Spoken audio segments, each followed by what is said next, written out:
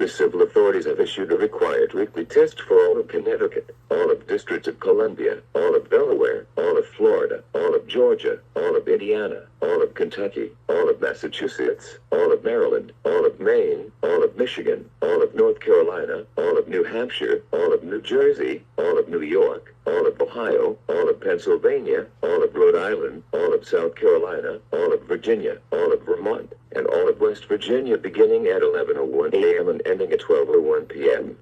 Test message EAS open cap EAS feed configuration test message.